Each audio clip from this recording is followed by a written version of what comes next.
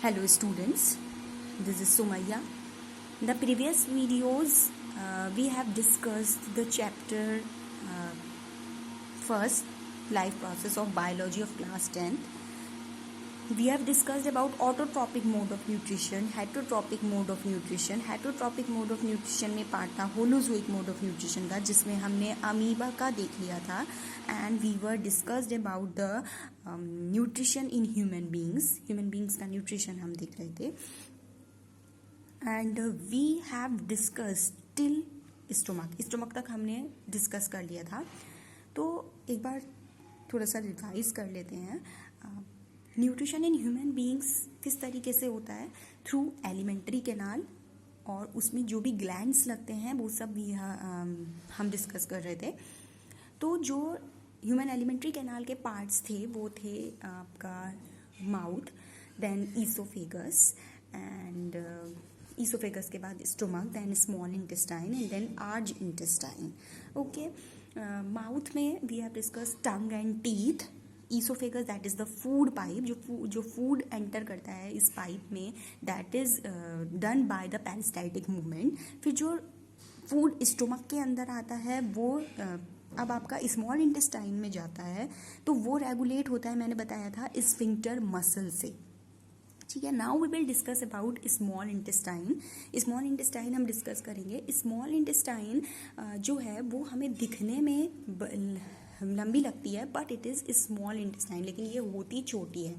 तो इसके 3 पार्ट्स होते हैं, ड्यूडेनम, जेजुनम और इलियम. ड्यूडेनम एक ऐसा पार्ट है जिसमें बहुत ज़्यादा डाइजेशन टेक्स प्लेस होता है स्मॉल इंटेस्टाइन का. इलियम में बहुत ज़्यादा एब्जॉर्प्शन टेक्स प्लेस होता है. Now we will discuss about small intestine.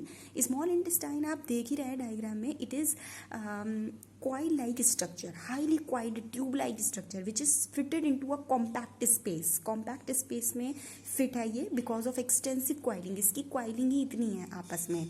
It is longer than large intestine. Large intestine से ये लॉन्गर है. 3 पार्ट्स हैं इसके, duodenum, jejunum and ileum. Now अब जो इस स्मॉल इंटेस्टाइन के अंदर जो ग्लैंड्स रिस्पॉन्सिबल होते हैं वो हैं liver. The liver is the largest organ of the human body. इसके अंदर क्या होता है? लिवर के अंदर ये बाइल सीक्रेट करता है. बाइल एक जूस होता है जो ये सीक्रेट करता है. जो ये जूस सीक्रेट करता है वो कहाँ पर स्टोर होता है? That will store in the gall bladder, as you have seen in this liver. ये लिवर है. इस लिवर के अंदर गॉल ब्लैडर है. इस गॉल ब्लैडर में जाके बाइल स्टोर होता है. तो फ्रॉम द गॉल ब्लैडर से ही बाइल जो है वो रिसीव होता है. तो अब जितना भी हमारी बॉडी में HCl सीक्रेट होता है वो एसिडिक होता है. तो ये क्या होता है? ये बाइल जब सीक्रेट होता है तो ये मीडियम को क्या कर देता है? एल्कलाइन बना देता है. It makes the medium alkaline. अब बाइल के क्या फंक्शंस होते हैं? What are the functions of the bile? Bile break करता है फैट को into smaller molecules and makes the medium alkaline. Medium को एल्कलाइन कर देता है. और इसके पास 2 पिगमेंट्स होते हैं. It have 2 pigments that is called biliverdin, and it has 2 pigments that is called bilirubin and biliverdin. ये क्या करते हैं? ये फूड पार्टिकल्स पे एक्ट करते हैं और उनको एल्कलाइन बनाते हैं. ठीक है. फूड पार्टिकल्स पे ये एक्ट करते हैं. This is about the liver. Then pancreas एक लीफ लाइक स्ट्रक्चर होता है. स्टोमक के नीचे ही एक लीफ लाइक स्ट्रक्चर होता है. This is the pancreas. It is the second largest gland in human body.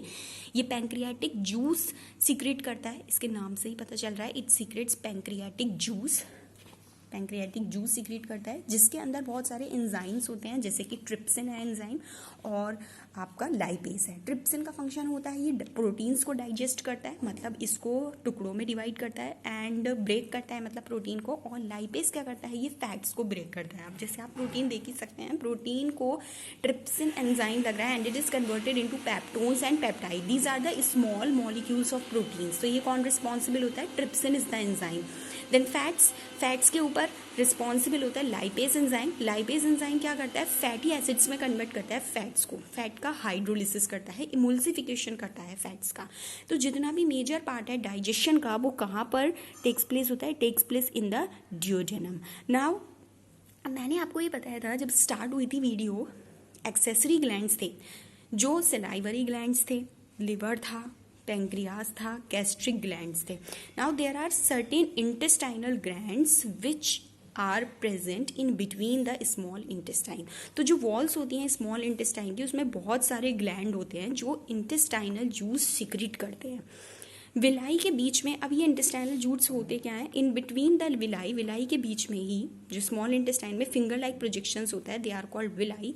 तो विलाई के बीच में क्रिप्ट्स ऑफ लिबरकुन होती हैं, कुछ सेल्स होती हैं जो डाइजेस्टिव एंजाइम्स सीक्रेट करती हैं और म्यूकस सीक्रेट करती हैं। ये एंजाइम करते क्या हैं, ये प्रोटीन को छोटे मॉलिक्यूल्स में कन्वर्ट करते हैं, that is amino acids. Amino acids क्या है, छोटे छोटे मॉलिक्यूल्स होते हैं, इनकी चेन से बनता है प्रोटीन। तो प्रोटीन को कन्वर्ट करती हैं अमीनो एसिड्स में। जो कॉम्प्लेक्स कार्बोहाइड्रेट होगा जैसे कि स्टार्च है, that will be converted into glucose. Fats होगा वो कन्वर्ट होगा फैटी एसिड्स में और ग्लिसरॉल में। तो इंटेस्टाइनल ग्लैंड्स में कौन कौन से होंगे, इसमें सेल्स होंगी क्रिप्ट्स ऑफ लिबरकुन। क्रिप्ट्स ऑफ लिबरकुन क्या सीक्रेट करेंगी, डाइजेस्टिव एंजाइम और म्यूकस। ये डाइजेस्टिव एंजाइम क्या करेंगे, प्रोटीन्स को कन्वर्ट करेंगे अमीनो एसिड्स में और कॉम्प्लेक्स कार्बोहाइड्रेट को कन्वर्ट करेंगे ग्लूकोज में और फैट्स को कन्वर्ट करेंगे फैटी एसिड्स एंड ग्लिसरॉल में। तो ये सारा पार्ट आपका डाइजेशन का था। We are discussing about the nutrition in human being. Ingestion हमने पढ़ लिया, डाइजेशन ये पूरा इतना ही कॉम्प्लेक्स प्रोसेस है ये इसमें ह्यूमन बीइंग्स में।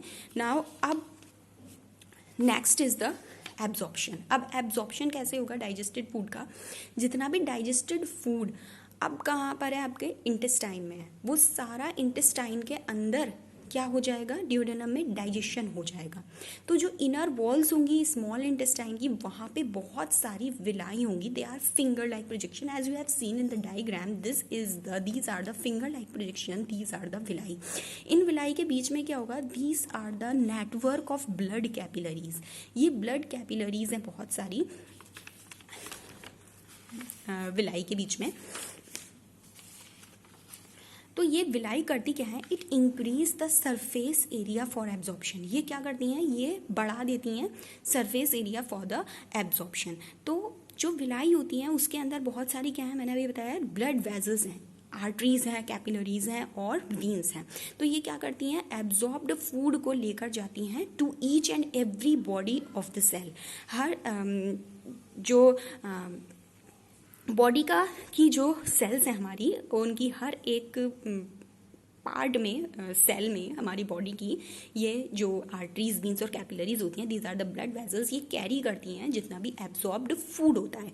अब एसिमिलेशन प्रोसेस क्या होता है, जो एब्जॉर्ब्ड फूड आपका सेल लेकर गए हैं पूरी बॉडी में, वो यूज होगा किसमें, एनर्जी में। जो आपको एनर्जी चाहिए कोई भी वर्क करने के लिए, बिल्डिंग अप न्यू टिश्यूज बनाने के लिए और पुराने टिश्यू को रिपेयर करने के लिए, वो जो एब्जॉर्ब्ड फूड है आपका, वो पूरी जो सेल है आपकी बॉडी की वो लेकर जाएंगी उसको पूरे बॉडी में, और that is use for obtaining energy, building up of new tissues and repair of old tissues.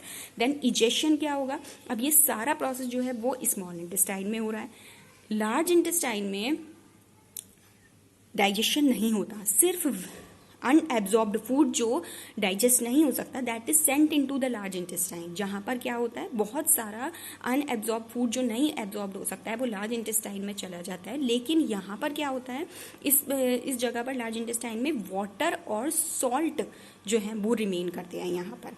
तो जो रेस्ट मटेरियल है वो रिमूव हो जाता है बॉडी से थ्रू एनस, और जो एग्जिट होता है इस वेस्ट मटेरियल का, वो जो रेगुलेट करता है, that is called anal sphincter. ये भी बहुत इंपॉर्टेंट है।